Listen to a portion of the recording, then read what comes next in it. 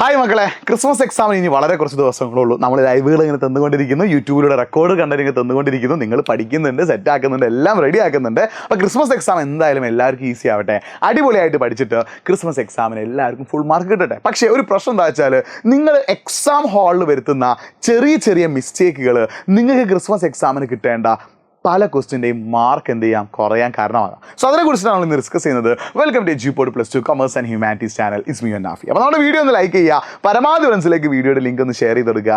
+2 commerce and humanities കുട്ടികൾക്കായിട്ടുള്ള exclusive ആയിട്ടുള്ളൊരു ചാനലാണ് ഈ ഒരു ചാനൽ. ഈ ചാനൽ നിങ്ങൾ നിർബന്ധമായിട്ട് എന്ത് ചെയ്യുക, ഒന്ന് സബ്സ്ക്രൈബും ചെയ്യട്ടെ, എന്നാൽ മാത്രമേ നിങ്ങൾക്ക് കാര്യങ്ങൾ സെറ്റാക്കാൻ പറ്റുള്ളൂ. അപ്പോൾ നിങ്ങൾ എക്സാം ഹാളിൽ വരുത്തുന്ന ഈ ഒരു 6 മിസ്റ്റേക്ക് കാരണം നിങ്ങൾക്ക് +2വിന് ക്രിസ്മസ് എക്സാമിന് കിട്ടേണ്ട മാർക്കുകൾ നഷ്ടമാവും. അപ്പോൾ എങ്ങനെയാണ് മാർക്കുകൾ നഷ്ടമാവുക നമ്മുടെ കയ്യിലേക്ക് എത്തിക്കാൻ നമ്മൾ നോക്കാനുള്ളത് കേട്ടോ. അപ്പോൾ നിങ്ങൾ ശ്രദ്ധിക്കേണ്ട പരിപാടി, ഫസ്റ്റ് നിങ്ങൾ എക്സാം ഹാളിൽ വരുത്തുന്ന ഒരു മിസ്റ്റേക്ക് ആണെന്ത്, ക്വസ്റ്റ്യൻ കറക്റ്റായിട്ട് വായിക്കാത്തത്. അപ്പോൾ നിങ്ങളൊരു ക്വസ്റ്റ്യൻ കാണുമ്പോൾ തന്നെ ചാടിക്കയറി ചിലപ്പോൾ എന്ത് ചെയ്യും, അതിന് ആൻസർ ചെയ്യും. ഒരിക്കലും അങ്ങനെ ചെയ്യരുത്. എക്സാം ഹാളിൽ ഫസ്റ്റ് ഒരു 15 മിനിറ്റ് നിങ്ങൾക്ക് എന്തുണ്ട്, കൂൾ ഓഫ് ടൈം ഉണ്ട്. ആ കൂൾ ഓഫ് ടൈമിൽ നിങ്ങൾ ക്വസ്റ്റ്യൻസ് കറക്റ്റായിട്ട് എന്ത് ചെയ്യുക, വായിക്കുക. ക്വസ്റ്റ്യൻസ് കറക്റ്റായിട്ട് നിങ്ങൾ എന്ത് ചെയ്യണം, വായിക്കണം. അത് വളരെ വളരെ ഇമ്പോർട്ടൻ്റ് ആട്ടോ. ക്വസ്റ്റ്യൻ കറക്റ്റായിട്ട് വായിക്കുക എന്നുള്ളത് എന്താടാ, വളരെ ഇമ്പോർട്ടൻ്റാണ്. അപ്പോൾ ക്വസ്റ്റ്യൻസ് നിങ്ങൾ എന്ത് ചെയ്യുന്നു, പ്രോപ്പറായിട്ട് വായിക്കുന്നു. ആ ക്വസ്റ്റ്യൻസ് പ്രോപ്പറായിട്ട് വായിച്ചതിന് ശേഷമാണ് നിങ്ങൾ എന്ത് ചെയ്യേണ്ടത് ആൻസർ ചെയ്യേണ്ടത്. പിന്നെ ഒരു കാര്യം കൂടി ശ്രദ്ധിക്കുക, 1 വേർഡ് ക്വസ്റ്റ്യൻ ഉണ്ടാവും, 2 മാർക്ക് ക്വസ്റ്റ്യൻ ഉണ്ടാവും, 4 മാർക്ക് ക്വസ്റ്റ്യൻ ഉണ്ടാവും, 6 മാർക്ക് ക്വസ്റ്റ്യൻസ്, അങ്ങനെ പല മാർക്കിനെ ക്വസ്റ്റ്യൻ ഉണ്ടാവും. അപ്പോൾ നിങ്ങളൊരു കൊമേഴ്സ് ആൻഡ് ഹ്യൂമാനിറ്റീസ് സ്റ്റുഡൻറ്റ് നിലക്ക് 2 മാർക്കിൻ്റെ ക്വസ്റ്റ്യൻ നിങ്ങൾ 4 പോയിന്റ് ആൻസർ ചെയ്യണം. 4 മാർക്കിൻ്റെ ക്വസ്റ്റ്യൻ നിങ്ങൾ 8 പോയിന്റ് ആൻസർ ചെയ്യണം. അപ്പോൾ നിങ്ങൾക്ക് എത്ര മാർക്കിനാണോ ക്വസ്റ്റ്യൻ ചോദിച്ചത് അതിന് നേരെ ഇരട്ടി പോയിന്റ്സ് ആണ് അവിടെ ആൻസർ ആയിട്ട് ചെയ്തിട്ടുണ്ട് കേട്ടോ.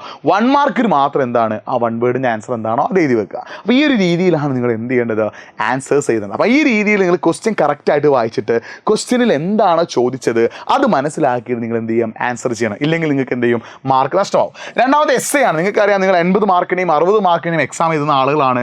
6 മാർക്കിൻ്റെ എസ് എയും ഉണ്ട്, 8 മാർക്കിൻ്റെ എസ് എ ക്വസ്റ്റ്യനും ഉണ്ട്. അപ്പോൾ എസ് എ ക്വസ്റ്റ്യൻ്റെ പ്രശ്നം എന്താ, നല്ലൊരു 10-30 മാർക്കിനടുത്ത് എന്ത് ചെയ്യുന്നുണ്ട്, എസ് എ ക്വസ്റ്റ്യൻ നിങ്ങൾക്ക് ചോദിക്കുന്നുണ്ട് അല്ലേ. അപ്പോൾ ഈ എസ് എ ക്വസ്റ്റ്യൻ നിങ്ങൾ പ്രോപ്പറായിട്ട് എഴുതിയിട്ടില്ലെങ്കിൽ നല്ലൊരു ശതമാനം നിങ്ങൾക്ക് മാർക്ക് നഷ്ടമാവും. അപ്പോൾ എസ് എ അടിപൊളിയാക്കി എഴുതാൻ വേണ്ടിയിട്ട് നിങ്ങൾ എന്ത് ചെയ്യണം, ഓരോ എസ് എ ക്വസ്റ്റ്യൻ്റെ കൂടെയും എന്ത് ചെയ്യുന്നുണ്ട്, ഹിൻറ്റുകൾ തരുന്നുണ്ട്.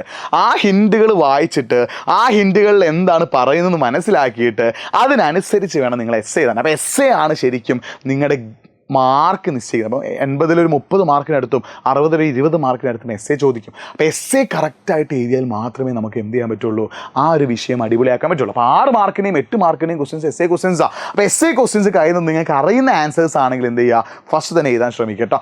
അടുത്താണ് എന്ത്, living the easiest question until last. പലപ്പോഴും കുട്ടികൾ എന്ത് ചെയ്യും, ഓർഡറിൽ എഴുതാൻ ശ്രമിക്കും. 1 2 3 4 5 6 7 നിങ്ങൾ ഇങ്ങനെ ഓർഡറിൽ എഴുതാൻ ശ്രമിക്കും. അപ്പോൾ നിങ്ങൾ ചെയ്യേണ്ട പരിപാടി, 1 വേർഡുകളൊക്കെ ഫസ്റ്റ് നിങ്ങൾ എഴുതാം. എന്നിട്ട് ബാക്കി നിങ്ങൾ എന്ത് ചെയ്യുക, അറിയുന്ന ക്വസ്റ്റ്യൻസ് ചെയ്താൽ. നിങ്ങൾക്ക് ഇപ്പോൾ 11ാമത്തെ ക്വസ്റ്റ്യൻ ആൻസർ അറിയാം, പക്ഷെ നിങ്ങൾ എന്ത് ചെയ്യുന്നു, അതിപ്പം ലാസ്റ്റ് അറിയുന്ന ക്വസ്റ്റ്യൻ ലാസ്റ്റിലേക്ക് മാറ്റുക. അല്ലെങ്കിൽ 30ാമത്തെ ക്വസ്റ്റ്യൻ ആൻസർ നിങ്ങൾക്ക് അറിയാം, പക്ഷെ നിങ്ങൾ എഴുതി വന്നപ്പോൾ 14ാമത്തെ ക്വസ്റ്റ്യൻ എത്തിയിട്ടുള്ളൂ. അപ്പോൾ നിങ്ങൾ എന്ത് വിചാരിക്കും, 30ാമത്തെ അല്ലേ, ലാസ്റ്റ് ഓർഡറിൽ തന്നെ കറക്റ്റായിട്ട് എഴുതാം, ലാസ്റ്റ് എഴുതാന്ന് വെച്ചിട്ട് നിങ്ങൾക്ക് അറിയുന്ന ഈസി ആയിട്ടുള്ള ക്വസ്റ്റ്യൻസ് നിങ്ങൾ എന്ത് ചെയ്യുന്നു, ലാസ്റ്റിലേക്ക് മാറ്റി വെക്കുന്നു. നിങ്ങൾക്ക് അറിയുന്ന ഈസി ആയിട്ടുള്ള ക്വസ്റ്റ്യൻസ് നിങ്ങൾ എന്ത് ചെയ്യുന്നു, ലാസ്റ്റിലേക്ക് മാറ്റി വെക്കുന്നു. അങ്ങനെ മാറ്റി വെക്കുമ്പോൾ ഉണ്ടാകുന്ന പ്രശ്നം എന്താ, നിങ്ങൾക്ക് അറിയുന്ന ഈസി ആയിട്ടുള്ള ക്വസ്റ്റ്യൻസ് നിങ്ങൾ ലാസ്റ്റിലേക്ക് മാറ്റി വെക്കുമ്പോൾ അത് എഴുതാൻ പ്രോപ്പറായിട്ട് സമയം കിട്ടണമെന്നില്ല. അപ്പോൾ ആ സമയം കിട്ടാതെ എന്ത് ചെയ്യും, നിങ്ങൾക്ക് കിട്ടേണ്ട മാർക്ക് കുറയാൻ കാരണമാകും. അപ്പോൾ നിങ്ങൾ പ്രോപ്പറായിട്ട് പഠിക്കുക, പ്രോപ്പറായിട്ട് എന്ത് ചെയ്യുക, ക്വസ്റ്റ്യൻസ് വായിച്ചിട്ട് അറിയുന്ന ക്വസ്റ്റ്യൻ ആൻസർ ആദ്യം എഴുതട്ടോ. അറിയുന്നതും ഈസി ആയിട്ടുള്ള ക്വസ്റ്റ്യൻ ആൻസർ ആദ്യം എഴുതുക, ലാസ്റ്റിലേക്ക് മാറ്റി വെക്കരുത്. അത് ഭയങ്കര ഒരു പ്രോബ്ലം ആയിട്ട് മാറും.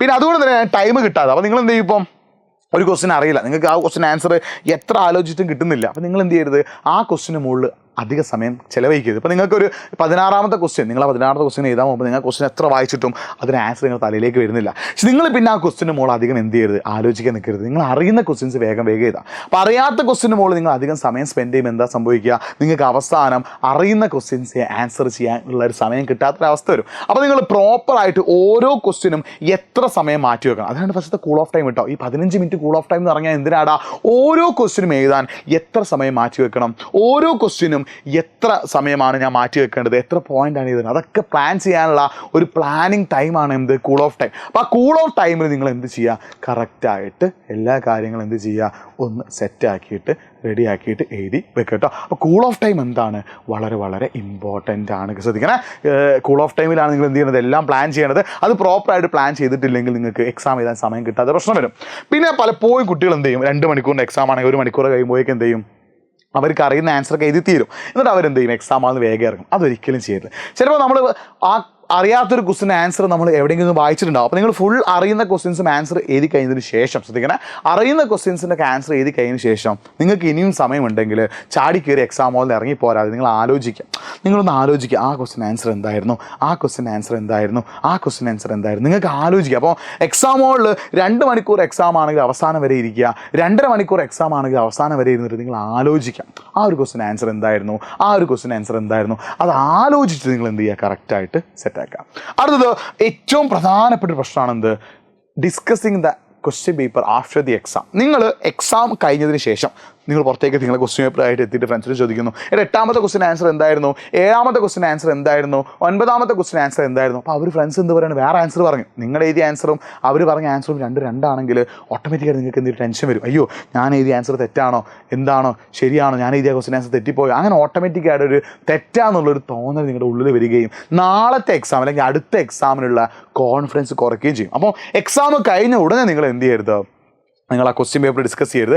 എല്ലാ എക്സാമും, നിങ്ങളുടെ ക്രിസ്മസ് എക്സാമിൻ്റെ എല്ലാ എക്സാമും അവസാനിച്ചതിന് ശേഷം ലാസ്റ്റാണ് നിങ്ങൾ എന്ത് ചെയ്യേണ്ടത്, ക്വസ്റ്റ്യൻ പേപ്പർ ഡിസ്കസ് ചെയ്യേണ്ടത്. അല്ലെങ്കിൽ നിങ്ങൾക്ക് എന്ത് ചെയ്യും, ഒരു അടുത്ത എക്സാം എഴുതാനുള്ള ഒരു കോൺഫിഡൻസിന് അത് കുറയ്ക്കാൻ ചാൻസ് ഉണ്ട്. അപ്പോൾ നിങ്ങൾ കൃത്യമായിട്ട് അടിപൊളിയായിട്ട് പഠിക്കുകയാണെങ്കിൽ ക്രിസ്മസ് എക്സാമിന് ഫുൾ മാർക്ക് ഉറപ്പാണ്. ഇനിയും നിങ്ങൾ ലേറ്റ് ആയിട്ടില്ല, ഇന്ന് മുതലെങ്കിലും നിങ്ങൾ അടിപൊളിയായിട്ട് പഠിക്കാൻ തയ്യാറാണ്. കാരണം നമ്മൾ എജ്യൂബോർഡ് നിങ്ങൾക്ക് വേണ്ട ലൈവുകൾ പ്രൊവൈഡ് ചെയ്യുന്നുണ്ട്, റെക്കോർഡഡ് കണ്ടൻറ്റ് പ്രൊവൈഡ് ചെയ്യുന്നുണ്ട്, എല്ലാം നമ്മൾ നമ്മുടെ ചാനലിലൂടെ തരുന്നുണ്ട്. നിങ്ങൾ ചെയ്യേണ്ട പരിപാടി എന്താടാ, കറക്റ്റായിട്ട് പഠിക്കുക എന്നുള്ളതല്ലേ. അല്ലേ, നിങ്ങൾക്ക് വേണ്ട എല്ലാ സൗകര്യങ്ങളും ഇപ്പം നിങ്ങളുടെ മുന്നിലുണ്ട്.